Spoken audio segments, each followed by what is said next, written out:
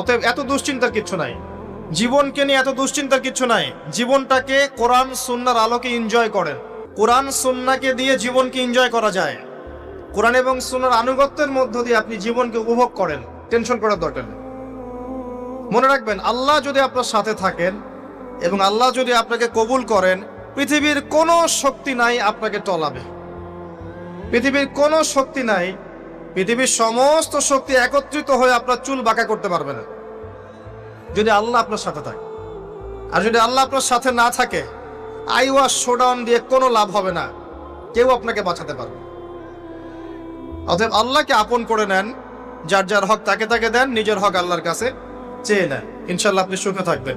এর আগে আল্লাহ পাক একা ছিলেন, আর কিচ্ছু ছিল না। হুয়াল আউয়াল ওয়াল আখির ওয়াল যাহির ওয়াল বাতিন ওয়া হুয়া বিকুল্লি শাইইন আলিম, সূরা হাদীদ। আল্লাহ পাক একা ছিলেন, কোনো কিছু